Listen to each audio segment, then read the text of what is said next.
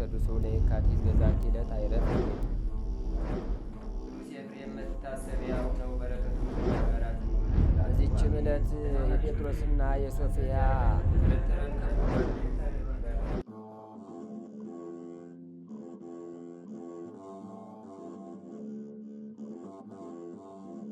በስመ አብ ወወልድ ወመንፈስ ቅዱስ አሐዱ አምላክ አማስሩ ወሰዱሱ ለሰኔ በዛቲ ዕለት አይረፈ አብ ጽሙድ ወመስተጋድል አባ ቡናፍር። አንድ አምላክ በሆነ በአብ በወልድ በመንፈስ ቅዱስ ስም ሰኔ 16 በዚች ዕለት መልካም ሽምግልና ያለው ስም አጠራሩ የከበረ በገዳም የሚኖርና በገድል የተጠመደ አባት የላይኛው ግብፅ ሰው አባ ቡናፍር አረፈ። የዚህንም አባት ገድል የተናገረ አባ በፍኑትዮስ ነበር። እርሱ ቁጥሩ በገዳማውያን ነውና። አባ በፍኑትዮስም ወደ በረሃ ውስጥ በገባ ጊዜ አንዲት የውሃ ምንጭና አንዲት የሰሌን ዛፍ አግኝቶ በዚያ እየተጋደለ ብዙ ዘመን ኖረ። በአንዲት ዕለትም አባ በፍኑትዮስ ወደ እርሱ ሲመጣ አባ አቡናፍርን አየው። ፈርቶም ደነገጠ፣ የሰይጣን ምትሃት የሚያይ መስሎታልና። ይህም አባት አቡናፍር ልብስ አልነበረውም፣ ጸጉሩና ጽሕሙ ሥጋውን ሁሉ ይሸፍናሉ። አባ በፍኑትዮስንም በላዩ በመስቀል ምልክት አማትቦ አጽናናው። በፊቱም አቡነ ዘበሰማያትን ጸለየ። ከዚህም በኋላ አባ በፍኑትዮስ ሆይ መምጣትህ መልካም ነው አለው። ይህንንም በማለቱ ከእርሱ ፍርሃቱን አራቀለት። ከዚህም በኋላ ሁለቱም በአንድነት ጸለዩ። የእግዚአብሔርንም ገናናነት እየተነጋገሩ ተቀመጡ።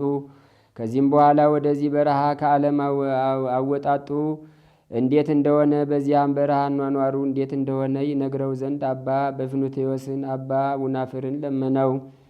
አባ ቡናፍርም እንዲህ ብሎ መለሰለት። እኔ ደጋጎች እውነተኞች መነኮሳት በሚኖሩበት በአንድ ገዳም እኖር ነበር። የገዳማውያንን ልዕልናቸውን ሲናገሩ ሲያመሰግኗቸውም ሰማሁ። እኔም ከእናንተ የሚሻሉ አሉን አልኳቸው። እነርሱም አዎን፣ እነርሱ በበረሃ የሚኖሩ በእግዚአብሔር ዘንድ የከበሩ ናቸው። እኛ ለዓለም የቀረብን ስለሆን ብንተክዝና ብናዝን የሚያረጋጋን እናገኛለን። ብንታመም የሚጠይቀንና የፈለግነውን ሁሉ እናገኛለን። በበረሃ የሚኖሩ ግን ከዚህ ሁሉ የራቁ ናቸው አለኝ። ይህንንም ነገር በሰማው ጊዜ ልቤ እንደ እሳት ነደደ። መንፈቀ ሌሊትም በሆነ ጊዜ የፈቀደውን ይመራኝ ዘንድ ወደ ክብር ባለቤት ጌታችን ተነስቼ ጸለይኩ። ትንሽ እንጀራም ይዤ ተጓዝኩ።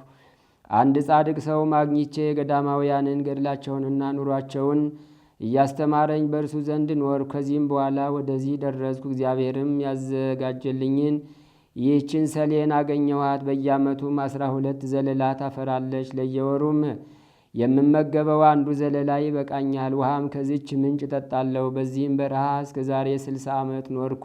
ከቶ ያላንተ የሰው ፊት አላየሁም አለኝ። ይህንንም ሲነጋገሩ የእግዚአብሔር መልአክ ወደ እነርሱ ወረደ። ክብር ይግባውና የጌታችን የኢየሱስ ክርስቶስን ሥጋውና ደሙን ሰጣቸው። ከዚያም በኋላ ከሰሌን ፍሬ ጥቂት ምግብ ተመገብን። ያን ጊዜም የቅዱስ አባ ቡናፍር መልኩ ተለወጠ፣ እንደ እሳትም ሆነ።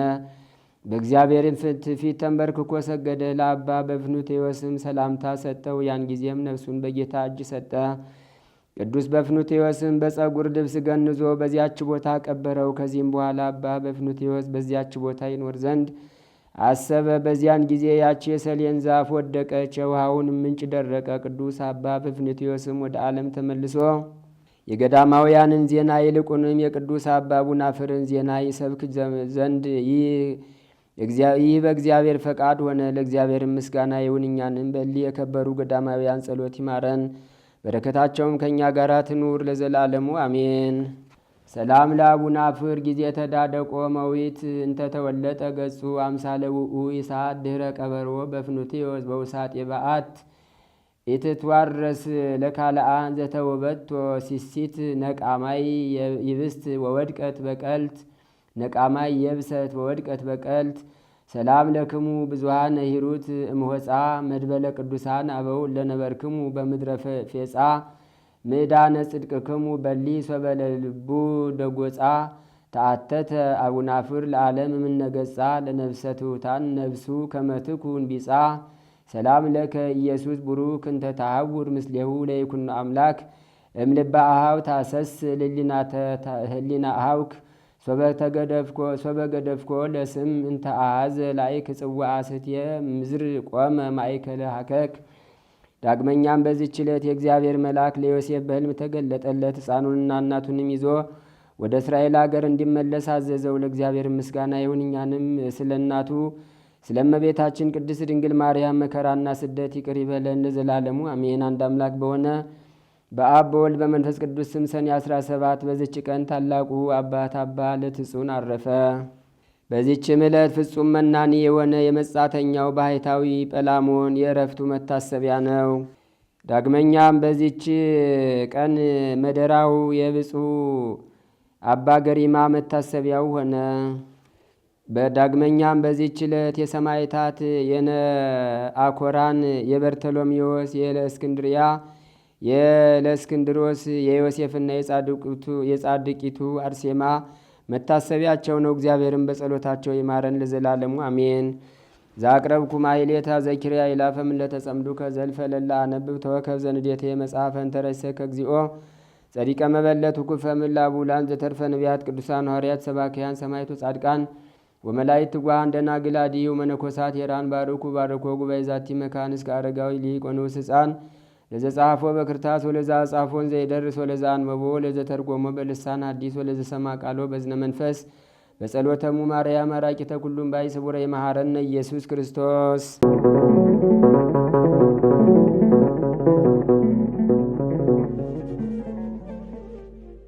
ተአምሪሃ ለእግዝእትነ ቅድስት ድንግል እመ ምህረት ጸሎታ ወበረከታ ያሉ ምስለ ኩልነ ህዝበ ክርስቲያን ለዓለም ዓለም አሜን። ልመናዋ ክብሯ ለዘላለም ከሁላችን ከህዝበ ክርስቲያን ጋር ይኑርና የምህረት እናት ቅድስት ኪዳነ ምህረት ያደረገችው ተአምሪ ነው። ይህችም የእመቤታችን የቃል ኪዳን መጽሐፍ መንፈስ ቅዱስ እንደገለጸላት በትጋት የጻፉት መጾረ ንጉሥ የሚባል ሰው ነበር። የድካሙም ዋጋ እንደ ደቅሲዮስ ኤጲስቆጶስ የክብር ልብስ ተሸልሟል። እመቤታችንም ከጸብ ክርክር ከዲያብሎስ ፈተና እየጠበቀችው ነበር። የወንጌል አበጋዞች የኢያቄምና የሐና ልጅ የእመቤታችን የቃል ኪዳን መጽሐፍ በፈቃዷና በልጇ ፈቃድ የተጻፈውን አይሁዳውያን ሰዎች ካጠፏቸው በኋላ በንጉሥ ሕዝቅያስ ዘመነ መንግስት ነው። እኛ ክርስቲያኖችም በአንድ አዳም ስህተት ተሰቅሎ ሞተ። ከ99 ገደ መላእክት ጋር እንድንቆጥ ያደረገን እግዚአብሔር ወልድ ስለ ቃል ኪዳኗ ከደጋጎቹ ጋር የምህረት ማዕድ ባለቤት በደብረ ጽዮን ይሰብስበን። ኃጡ ከጻድቁ መካከል በመላእክት እጅ በሚለይበት ጊዜ አይለየን። እጅግ በምታስፈራ በፍርድ ቀንም ከእኔ ወግዱ የሚል ቃልን አያሰማን። በሶስትነቱ ሩባሄ በአንድነታቸው ምንታሄ ለሌላቸው ለአብ ለወልድ ለመንፈስ ቅዱስ ክብር ምስጋና ይገባል። የእናታችን የቅድስት ኪዳነ ምህረት አማላጅነት አይለየን ለዘላለሙ አሜን። በስመ አብ ወወልድ ወመንፈስ ቅዱስ አሐዱ አምላክ አሜን። እርስ በርሳችሁ በሉስቲ ውሸት አትነጋገሩ። እርስ በርሳችሁ ውሸት አትነጋገሩ። ሐዋርያው ቅዱስ ጳውሎስ ለክርስቲያኖች የሚገባው አሉባልታ ወሬ ሳይሆን ትክክለኛውን በዓይን አይቶና በጆሮ ሰምቶ ማውራት የሰው ልጅ እንዳለበት የምታወሩት ሁሉ እውነት ይላል። አብዛኛውን ጊዜ ለእውነት የምንሰማው ጊዜ ጥቂት ነው። ጆሮም የሚጣፍጠው የሐሰት ወሬ ሲሆን ብዙ ሰዓት ያዳምጣል። ጆሮ ደስ ይለዋል የውሸት ወሬ ስለሆነ። ውሸት ደግሞ ጊዜያዊ የሚጠፋ ነው፣ የሚዋረድ ነው። መጨረሻ አፈር ተከናንቦ ይዋረዳል።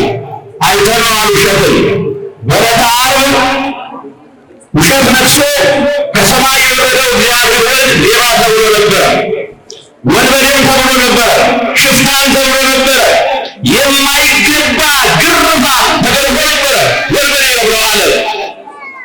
ወንበዴውን ግን በርባንን ነፍሰ ገዳዩን አገር ያወቀውን የታሰረውን እሱን ንጹሕ አድርጋ ጌታ ግን እውነተኛ የሆነውን ሽፍታ ወንበዴ ብላ በሐሰት በውሸት ዓርብ ዕለት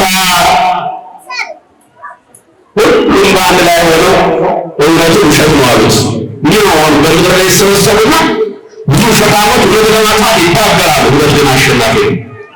ዓርብ፣ ቅዳሜ፣ እሑድ ለሶስት ቀናት ውሸት ነግሶ እውነተኛ አምላክ ወደ መቃብር ወርዶ ውሸታሞች ተሰብስበው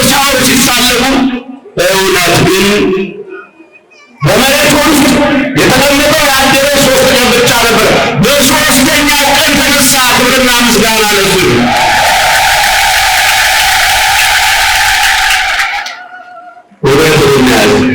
ውሸት መንገድ ላይ የሚቀር ነው። ብዙ ደጋፊ ቢኖረው አያድነው፣ ማንም አያድነው።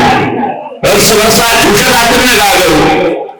የምንጸልየው የውሸት ጸሎት ጎረቤት አስቀይመን እጃችን ላይ ደም አለ፣ እጃችን ላይ ክፋት አለ።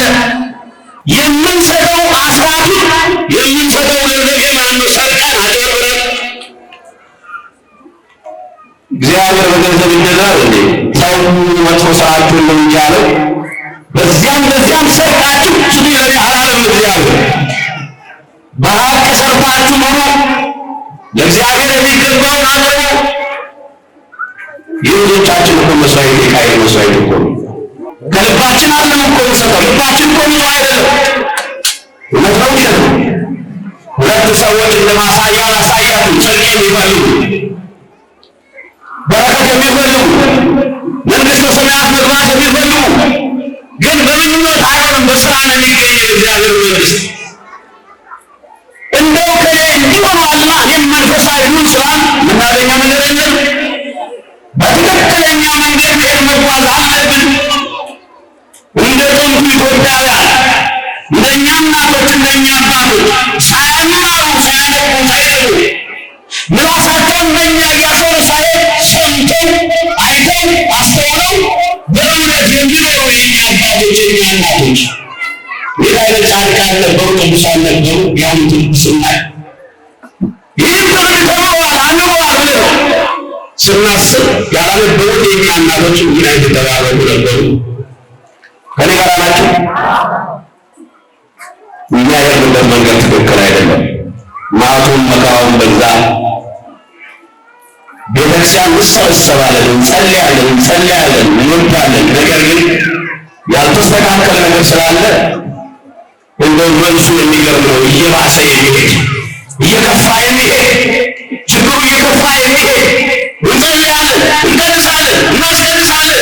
ምሕረት አለ ወርዷል፣ እንጸልያለን። መከራው እየከፋ ሄደው እንደ አባቶቻችን ያለ ሕግ ስለሌለ ሁለት ሰዎች ጽድቅ ፍለጋ ሲሄዱ እናያቸዋለን። በሐዋርያት ሥራ ላይ ተጽፏል። የሐዋርያት ማህበር የሚባል ነበረ። የተሰቀለውን ክርስቶስን ከሰማይ የወረደውን አምላክ የሚያስተዋውቁና ይህኛ ዓለም አልፎ ሌላ ዓለም እንዳለ መንግሥተ ሰማያትን የሚያስተምሩ መምህራን ነበሩ። ሐዋርያት የጌታ ተከታዮች። ሐዋርያት ሕጋቸው ማንም ወደ እነሱ ማህበር ሊገባ የፈለገ ሀብቱን ንብረቱን ለማህበሩ አስረክቦ ነው የሚገባው። የሐዋርያት ማህበር ከኔ ጋር ናቸው? እየሰማችሁ ነው? ሐናንያና ሰፕራ የተባሉ ሰዎች ጽድቅ ፍለጋ ቤታቸው ብለው ያወራሉ። ምን ሆነ የሚያወሩ ወደ ሐዋርያት ማህበር እንግባ ይላሉ። የሐዋርያት ማህበር ምንድን ነው መስፈርቱ? ሀብት ንብረትን በሙሉ አመቶ ሰጥቶ እግዚአብሔር ማገልገል እንጂ ስለ ገንዘብ ስለ ሀብት ማሰብ የለም። በሐዋርያት ማህበር ወደዚህ ማህበር ለመግባት ባልና ሚስት ተመከሩ። ምን ያደርጉ ነው? ይህ ማህበር ምናልባት ገንዘባችንን ሰጥተን ቢፈርስ ለክፉ ቀን የሚልኩ ያስፈልጋል ገንዘብ ይላል የሰው ልጅ። ልብ ብላችሁ ስሙ።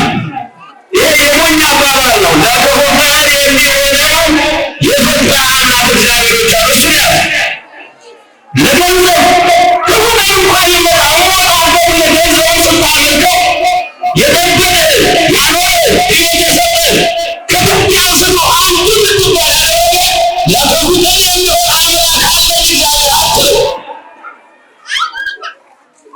ግን ይገርማል። በክፉ ቀን ገንዘባችን ያድነን፣ በክፉ ቀን እናት አታድንም፣ በክፉ ቀን ወንድም አያድንም፣ በክፉ ቀን አባት ልጁን አያድንም። በክፉ ቀን የሚያድነው ሁሌ ከኛ የማይለየው የእኛን ጠባይ አውቆ እንደ ባህሪያችን እንደ ጓዳችን የሚያሳድረን አምላክ እሱ ነው። ክብርና ምስጋና ለእሱ።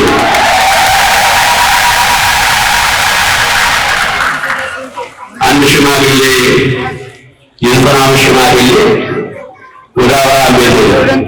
አብርሃም ደግ ሰው ያበላል ያጠጣል። አበላ አጠጣውና እንደው ማታ ሲመሽ እምነት ወደኛ አንተ ሰው አለ እኔ እምነት የለኝም አታውቅም እግዚአብሔር አላውቅም ማለት የማታውቅ ሰው ከሆንክማ እኔ በታታ አድርገው አስወጣው። መጣ እግዚአብሔር እንዲህ አለ አብርሃም በምን የተማመንኩ ደግ ሰው ብታበላ ብታጠጣ የማትሸሽ ደግ ሰው ምነው 90 ዓመት የተሸከምኩት አንድ ቀን መሸከም አቃተህ? ስንቱን የተሸከመው እግዚአብሔር በዘይቱ ስሜት፣ በዳቦ ስሜት፣ በማር ስሜት፣ በዳቦ ስሜት ደቂቃ መታገስ የማንችል ሰዎች 40 ዓመት 50 ዓመት ተሸክሞ አምላካችን እንደነሱ ያለናል።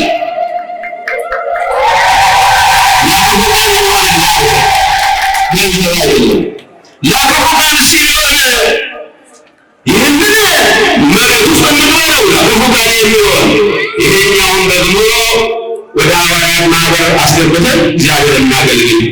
በሁለት ልብ እንደምናገለግለው ዛሬ ብዙ ባለጠጎች በገንዘብ አያገለግሉትም። እግዚአብሔር የሰጣቸው ግን እሱ ነው፣ ያከበራቸው እሱ ነው። ሲመጣ ገንዘቡ የራሳቸው መስላቸውና አንዳንድ ጊዜ ጽድቅ እንዳይነፍሽ ቆንጠራቸው ይሰጣሉ። አንዳንድ ጊዜ ይመጣሉ። መስጠት ግን ያለባቸው ከሰጣቸው ሀብትና ንብረት ላይ ነው። ሰጪው እግዚአብሔር ነው።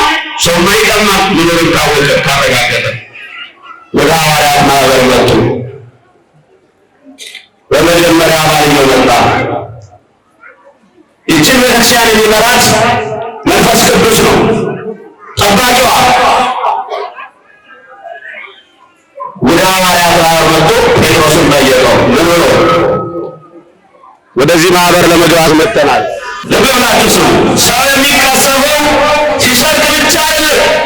ሰው የሚቀሰፈው ሰውን ለመግደል ሲሄድ ብቻ አይደለም። ሰው የሚቀሰፈው ክፉ ሲሰራ ብቻ አይደለም። በእግዚአብሔር ቤት መቀሰፍ አለ። መጠንቀቅ ይሄን ነው። መደፋፈር ምን ያደርገኛል? ምን ያደርገኛል? ካህኑ ምን ያደርገኛል? ቄሱ ልብ ብላችሁ ስሙ። ንጹሐን ቅዱሳን እግዚአብሔር የመረጣቸው የሾማቸው በትክክለኛው መንገድ ነው። ክህነታቸው የከበረ ካህናት አሉ። ስልጣን የተሰጣቸው ከእግዚአብሔር ጋር የሚያወሩ የሚነጋገሩ። ቅዱስ ጴጥሮስ የነበረ የሐዋርያት አለቃ ቅዱስ ጴጥሮስ መጣና ሰውየው ወደ ሐዋርያት ማህበር ልንገባ ነው አለ። ቶሎ ደህና ተረጋጉ። ቶሎ ደህና ሕጉን ታውቃለህ፣ ማህበሩን ሕጋውን እናውቃለን። ወደ ቤት የሚቀር ሀብትና ንብረት የለም። ወደ ማህበሩ አስገብቶ እግዚአብሔርን ማገልገል ብቻ ነው። ሕጉን አውቃለሁ አለ። ቅዱስ ጴጥሮስ የማህበሩ አለቃ ጠየቀው አድርጎ ሌላ ገንዘብ የለህም አለው። ዛሬ አንድ ባለጠጋ ይህችን ቤተክርስቲያን መስራት ይችላል። ታውቃላችሁ፣ በአንድ ቀን በሚዝናናበት ገንዘብ ባደጉት ሀገሮች ላይ ይህን ቤተክርስቲያን መስራት ይችላል። ግንስ ጽድቅና ኩነኔ ስለማያውቅ ገንዘብ ካለ በሰማይ መንገድ አለ። በምድር ድሆችን አብልቶ ቤተክርስቲያን ይዞ በሰማይ መንግሥተ ሰማያት መግባት አለ ማለት ነው። ሌላ ገንዘብ የለም። ዛሬ እንደሚለው እግዚአብሔር ለእኔ የሚገባውን ከ10 አንስቶ እንጂ የለኝም። መጀመሪያ ትንሽ ሲሞክር ሲሰጠን 1000 ብር የመጀመሪያ አድጎት ብንቀጠር ደስ ብሎን ከ1000 ብር ላይ 100 ብር እንሰጠዋለን እግዚአብሔር ስለሰጠን። ይቀጥላል 10,000 ይሰጠናል እግዚአብሔር። ስንት ይደርሰዋል? 1,000 ይቀጥላል 100,000 ይሰጠናል እግዚአብሔር። ምን ችግር አለበት? ስንት ይደርሰዋል እግዚአብሔር? 10,000 1 ሚሊዮን ይሰጠናል። ስንት ይደርሰናል? ስንት ይደርሰናል ለእግዚአብሔር? 100,000 10 ሚሊዮን ይሰጠናል። ለእኔ የሚገባውን አንተ ስንት ይደርሰዋል? ይህን ጊዜ ወገኔ 100 ብር ማወጣ በቃ አለፈ። ፈተናው ሄደ ተወረወረ። እግዚአብሔር ትቶ ገንዘብ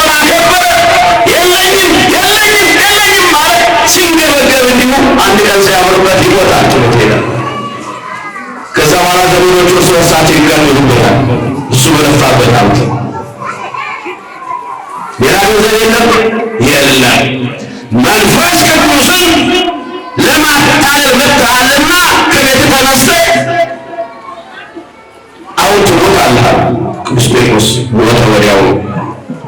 አያችሁ፣ በ3 ሰዓት ልዩነት ሚስት መጣች። ባለ ገንዘብ ይዞ መጥቶ ነበረ።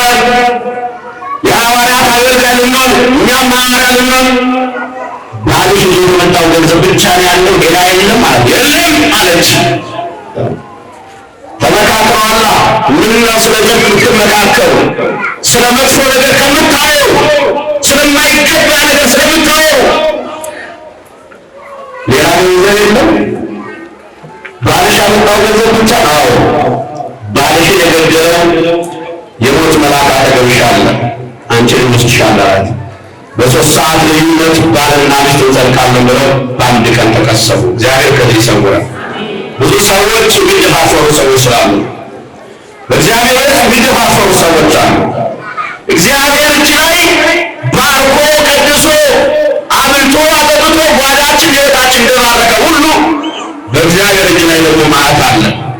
እንዳንቀሰፍ በማለቱ ሁልጊዜ የምናወራውና የምንኖረው ኑሮ በትክክለኛው መንገድ አባቶቻችን የኖሩበት የጽድቅ መንገድ እውነትን ይዘን እንጓዝ። እውነትን ያላስክ ሰው መጨረሻ አያምርም፣ መጨረሻሽ አያምርም። የጊዜውን አትመልከቱ። እውነትን ያዛችሁ ደግሞ አሸናፊ ናችሁ። ነቢዩ ኢሳይያስ ምን ይላል? እንዳሁኑ ዘመን በነቢዩ ኢሳይያስ ዘመን እውነት አለ በአደባባይ ወድቋል። ምን ብሎ ፈላጊ አጥቶ እውነትን ከያዝክ ማንም አይፈልግም። የሚፈልግ ግን የእውነት አምላክ የሚያበላ የሚያጠጣ የሚጠብቅ ግን እውነተኛ አምላክ አንድ ቀን ያነሳል። ሰማይ ይላል፣ ጻድቅ ይላል፣ ቅድስት ነሽ ይልሻል። አንድ ቀን እውነትን ይዘን እንጓዝ። እርስ በርሳችሁ ውሸት አታውሩ፣ አትነጋገሩ። ውሸት ጽድቅ አይደለም፣ እውነትን ተነጋገሩ። በዓለም ላይ ያለን ክርስቲያኖች እኛ ኢትዮጵያውያን የምንባለው ዓለም በሙሉ የሚያደንቀን በእውቀታችን ሳይሆን የኢትዮጵያ ሕዝብ ሰርቶ ለፍቶ ደግሞ የራቡን የሚበላ እንጂ የሚሰርቅ ሕዝብ አልነበረም። የኢትዮጵያ ዛሬ ሌባ ተሸላሚ ሆኗል። ሌባ ተሾሟል። ባለስልጣን ሆኗል። ሌባ አድጓል። ሌባ ፎቅ ሰርቷል። ሌባ መኪና ይሸለማል። ወንበዴ ብሎ ከተገኘ በጥፊ ዘር አሰዳሪ ነው። አሁን ግን ጎበዝ ጎበዝ ነው። አሁን ታዲያ ድሮ እንዲህ ነው የሚል ማን ያግባሽ ሲሉ ማን ያግባሽ ሲሉ ምን ይላሉ? ምላስ ያለው ምን ማለት ነው? ሴቶቹ እንዲህ ነው። ምን ማለታቸው ነው? ቀጣፊ ያተወራው ማታ የማይነግር በዛና በዚህ የተዋጠረ ጉር ተሸክሞ የሚያመጣ አረ የኢትዮጵያ ያለ ማለት አይደለም።